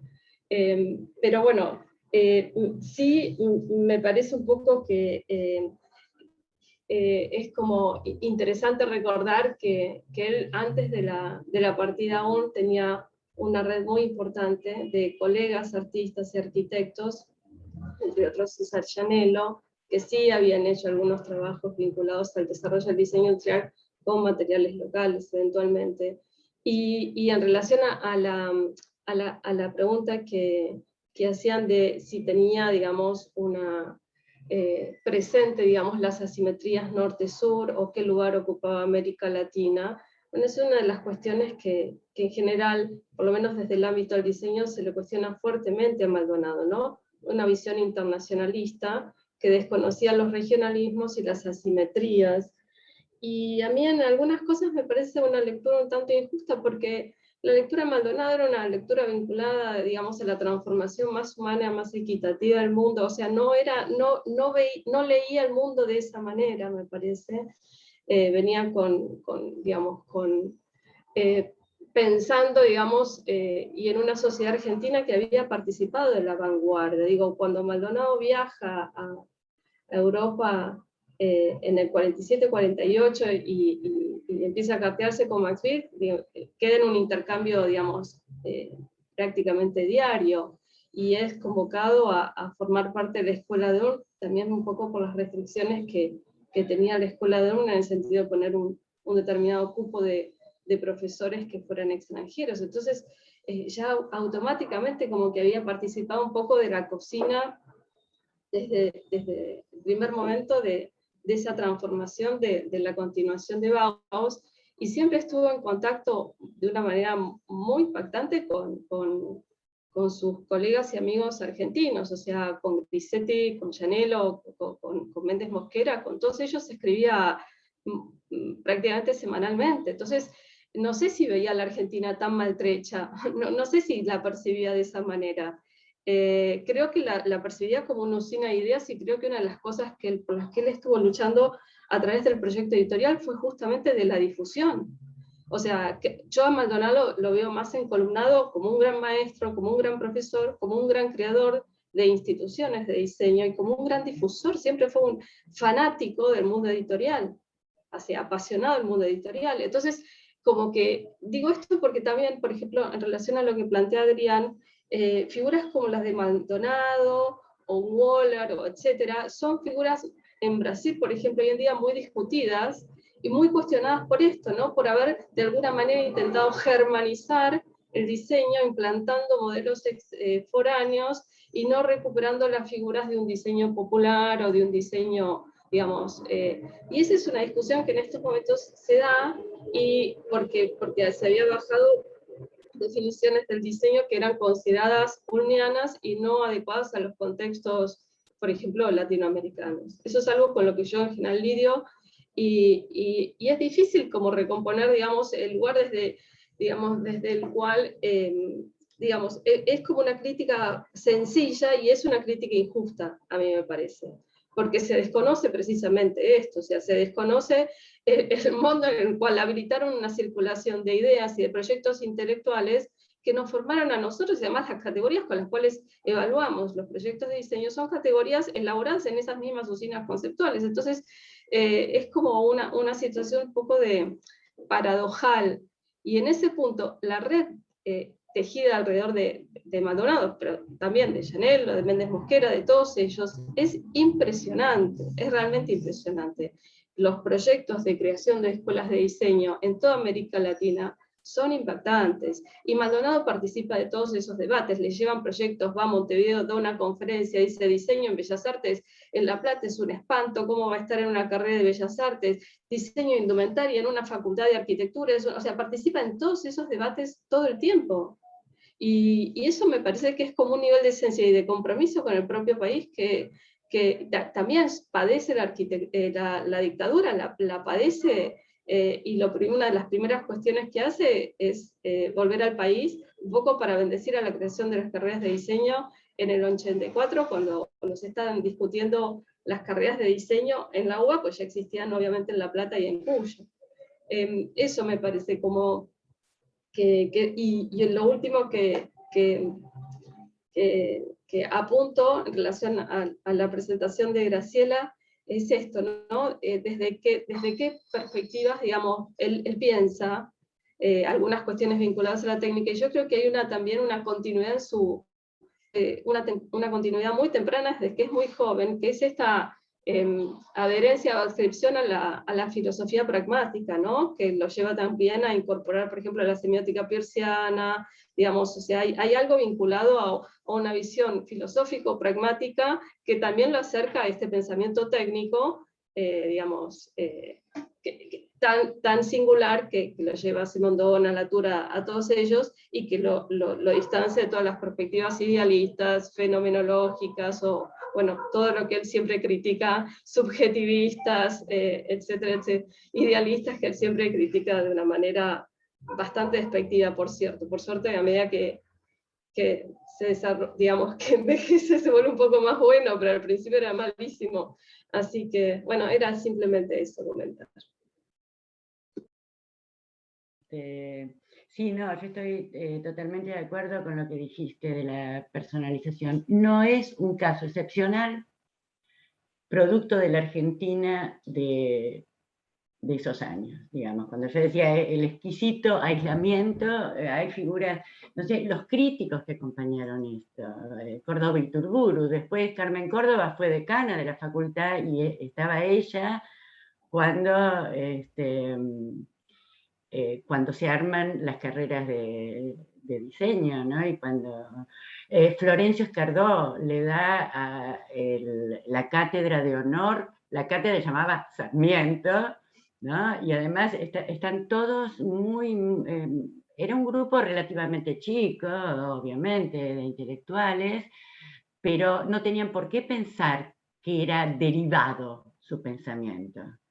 Aunque discutió muchísimo con Torres García, porque lo corren de costado, yo puse junto a Fantorres Roba está Torres García, o sea, no había nada, eso nunca lo perdió Maldonado, y si insistía en que fue educado en una escuela, es que eso era el colegio secundario, digamos, no sale de la nada porque es muy inteligente, ¿no? Tenía que tener instrumentos para seguir pensando, o sea, instrumentos matemáticos básicos, instrumentos lingüísticos básicos, que podía después leer por su cuenta, en forma, digamos, amateur, cualquier cosa.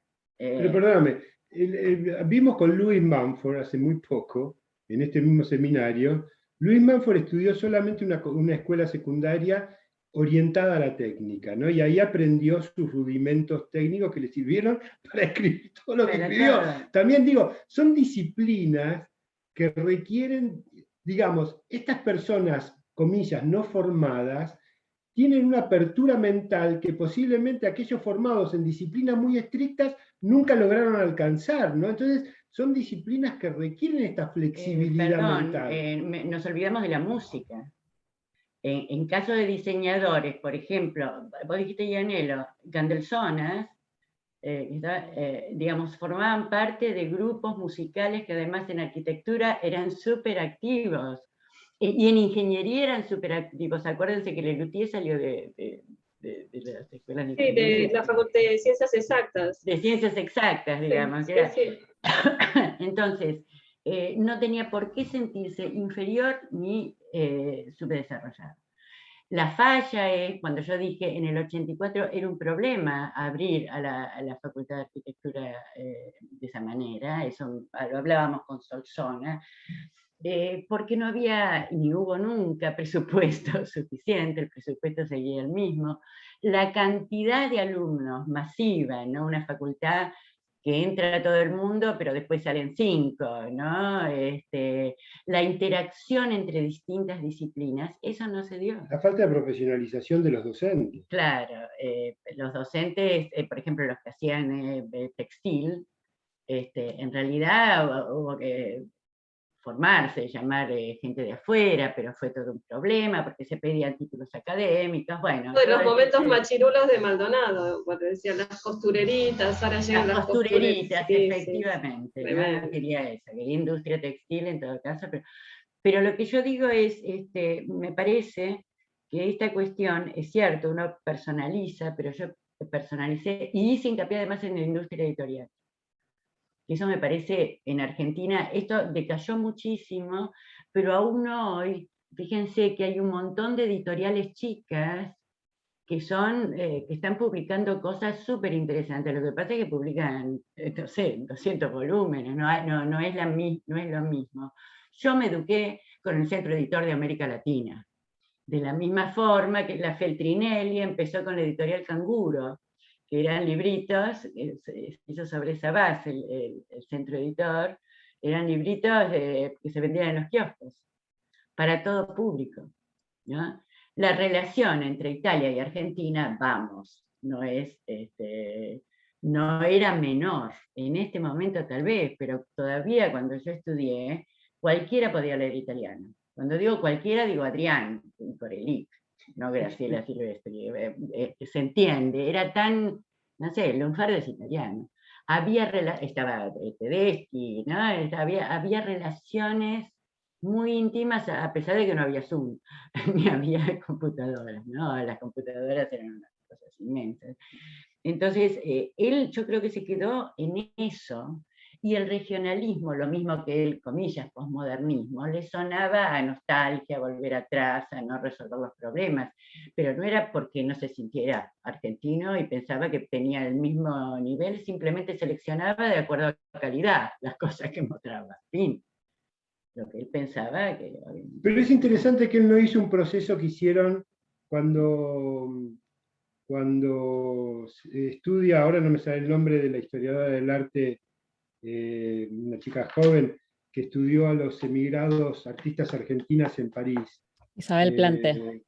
Isabel Plante. Cuando ella estudia a estas figuras, pensemos en Seguí, pensemos en todos los que resultaron caer en estaban desde antes y les toca el 68 en París, ella analiza algo que está muy bien. Eran típicos argentinos que se iban a París porque querían completar su formación y el lugar donde hacerlo era Europa y en artes visuales París más que cualquier otro lugar. Y el 68 los agarra y descubren que son latinoamericanos en el 68 parisino. Y ahí arman toda una serie de cuestiones. A Maldonado eso no le pasa.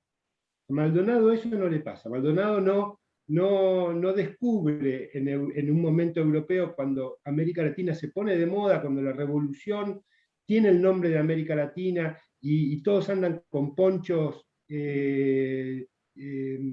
chilenos en los jóvenes europeos, a Maldonado eso no le agarra, que sin embargo a muchos de generaciones parecidas que fueron a Europa de la misma manera que fue Maldonado, porque ahí había que ir, sí le agarró. Y esto también sería interesante pensarlo, ¿no? Pensarlo en el colectivo de los argentinos en Europa, digamos, cómo tomaron ese momento de radicalización política, que Maldonado, que siempre fue de izquierda, que siempre tuvo un contacto fuerte con sus raíces marxistas, que cuando se va del Partido Comunista se va discutiendo desde el marxismo, no se va diciendo el arte que yo hago es más marxista que lo que ustedes dicen, y eso de algún modo siempre lo mantiene. Sin embargo, no hace esta izquierdización medio infantil del latinoamericanismo de los artistas, ¿no? Él va a Cuba invitado y diseña unas camillas y aparatos para los hospitales cubanos, ¿no?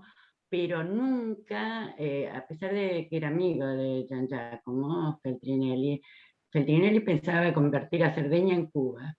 Eso es totalmente loco, hacer la experiencia, ¿no? Aclarar que Feltrinelli era un hipermillonario sí, que se dedicó a la edición como un capricho. Sin problema, pero su proyecto era basar en una isla, justamente. Ahí nunca lo acompañó, y ahí le agarró toda la parte más centralista, con Berlinguer y todo esto, más democrática y más centrada en el tema cultural, pero fue Moscú, fue Cuba, y por supuesto Argentina venía todo el tiempo, Brasil. Comparto 100% y creo que él tampoco se percibía de esa manera. Él se definía como Juan de Garay, o sea, yo soy Juan de Garay, decía, yo voy y soy como el primer adelantado. Vine acá a Alemania en el año 53, cuando estaba todo y además me parece que participó tempranamente de debates o instituyó figuras intelectuales como contrincantes, y le respondieron, con lo cual, digamos, su capacidad de sentar posiciones fue internacional desde de entrada.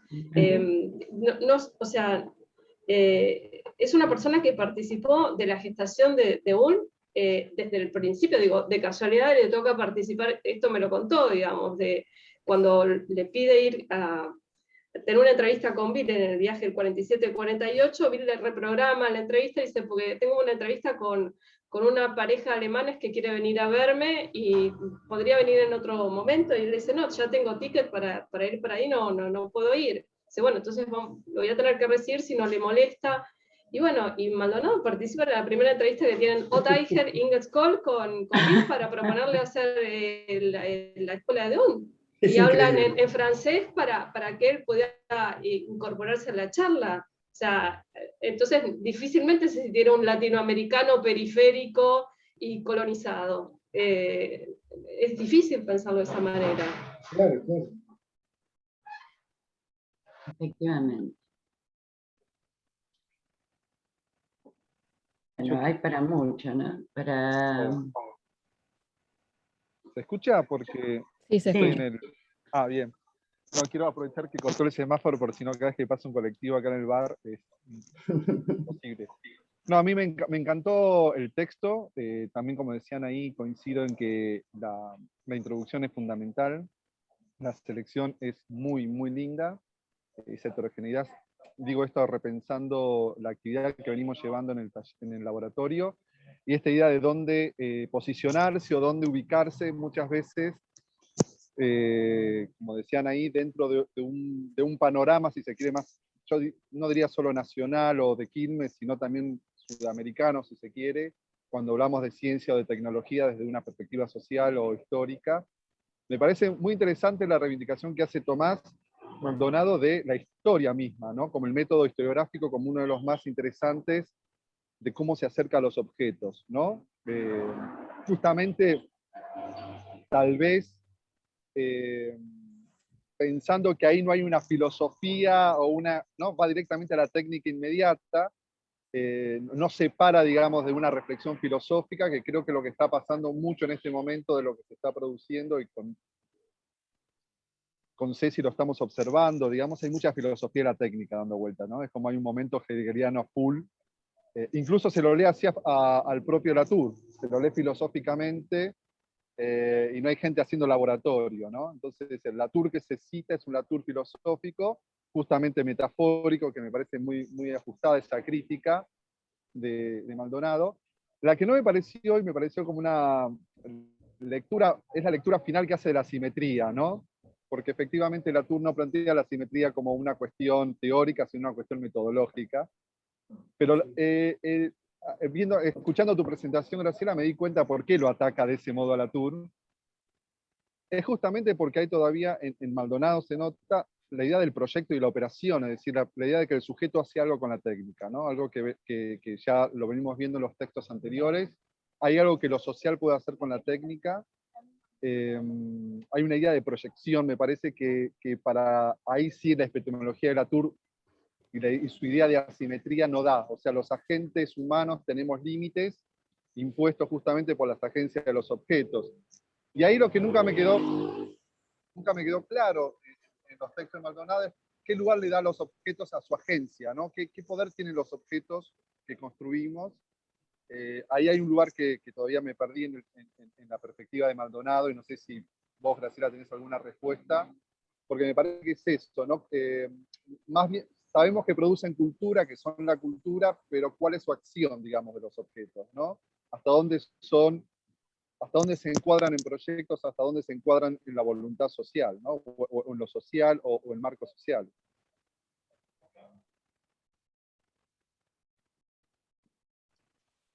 Se me pasó a decir efectivamente que detrás de ese levantar el sistema, que era característico de los años 60, principios de los 70, una crítica que ya se hacía en ese momento es la disolución del objeto, la desaparición del objeto, ¿no?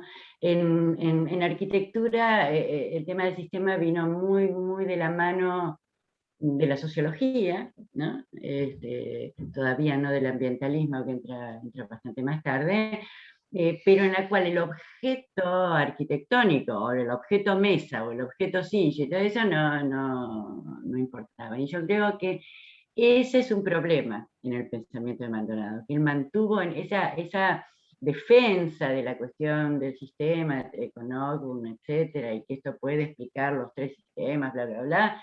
Sí, puede explicar algunas cosas, pero detrás de eso se diluyen una cantidad de cosas que o no las ve, o no las pone en discurso cuando escribe, o es inconsciente de ello, como bien dice Verónica, cuando dice, este es un mal diseño, este es un buen diseño. Él toma cuestiones morfológicas muy importantes. Cuando habla sobre una buena o mala arquitectura, también, a pesar de que dice, no hay que confundir la arquitectura moderna, sí, la parte morfológica es muy importante, pero lo más importante es el derecho a la vivienda, ¿entendés? O sea que él tiene esta cuestión que fue la recuperación del objeto fue muy importante, por eso él discute todo el tiempo. En los años 80, cuando él vino, yo estuve en la conferencia del 84, y a nosotros no nos parecía bien. Nos parecía que, estaba defendiendo el proyecto moderno. Ahora te das cuenta además que era el 84, o sea que él estaba defendiendo también la llegada de Alfonsín, la llegada de la democracia. Hay un montón de cosas, se abría un panorama increíble, pero le hace dice, abrir un proceso de emancipación con respecto a los valores del pasado y contribuir a la transformación de la vida cotidiana de los hombres. Esto plantea, ¿no?, como fin de ese, que sí, él tiene puntos ciegos, tiene puntos ciegos en este discurso, pero hay que reconocerle que es bastante imparcial cuando hace la crítica. Él dice, va a hacer esto, pero está bien lo de la red, pero está la araña, ojo en la red. Está bien que puede haber una pluralidad de pensamientos científicos, pero ojo, no caricaturicemos esto. O el tema de la historia, lo decís bien, Dan, dice, cuando empiezan los pro computación, a decir, no, ahora vamos a tener acción directa, va a ser todo la base, que salga, que eso todavía, dice, están hablando de un determinismo técnico y de un ágora democrática, que ya era la idea de Jefferson, ¿viste? Y se va para atrás, bueno, que esto no puede funcionar ahora de esta manera, ¿no? Y entonces siempre pone algo, y en ese sentido, o uno lo lleva a pensar, bueno, en qué cosas uno puede estar de acuerdo, dónde pone el dedo, y dónde yo para contestarle qué debería decir, y si no está poniendo también ciertas convicciones mías hay no, una cosa, lo de simetría, nada más. Bueno, ahí le puse el dedo en la llaga, yo por eso mostré las imágenes con simetría balanceada. Si él en los años 40, y ya conocido desde los 30 y desde antes, no usaban simetría especular, pero sabían que se llamaba simetría, porque simetría es proporción en Vitruvio, entonces, obviamente, él le tocó eso y dice, es muy elemental, y dejó de lado una sutilización de la discusión, como decís vos, que se puede leer detrás de los planteos de Chávez. Pero además hay algo que me parece bien interesante, porque es una línea muy sutil. Uno tiene que recordar que lo que plantea el arte concreto desde muy temprano es justamente el título del libro de Alejandro Crispiani, los objetos que transforman el mundo. O sea, que el arte produce objetos que están en el mundo y que producen un efecto sobre el mundo. Produce realidad el arte, no produce una representación de realidades que no transforma, ¿no? Entonces, ahí hay evidentemente una agencia indiscutible de los objetos, pero yo creo que la diferencia con Latour es que la agencia está manejada por el proyecto. O sea, la acción de los objetos en el mundo está delineada por lo que el proyecto quiere que esos objetos hagan, que es, por ejemplo, manejar comportamientos. Los objetos de diseño reorganizan los comportamientos sociales, reorganizan la vida de la familia, pero en línea con lo que el proyectista busca que hagan.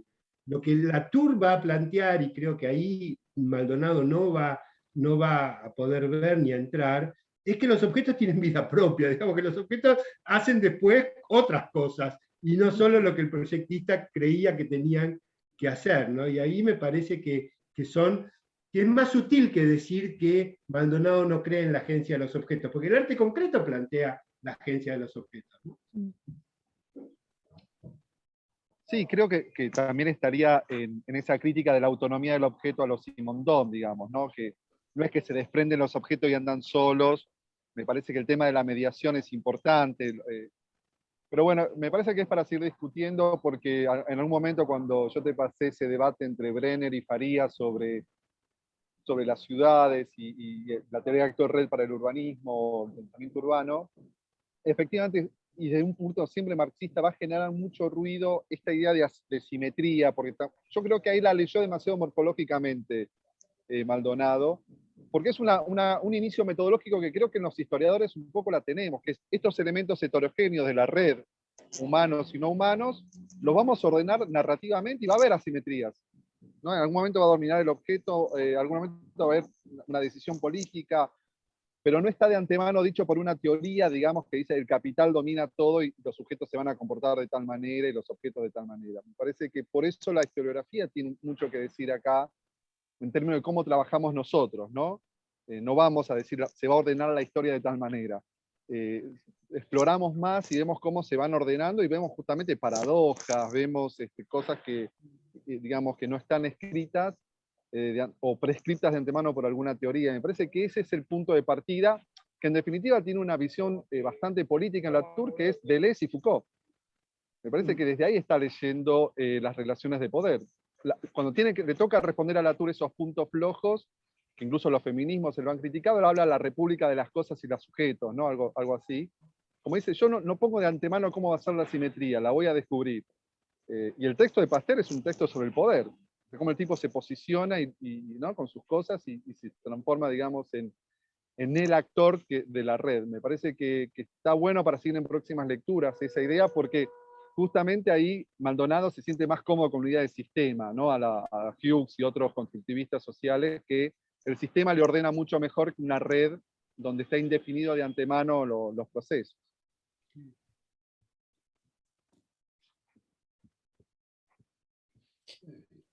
Bueno, chicos. no sé si alguien quiere agregar algo más. No, solo agradecer la exposición.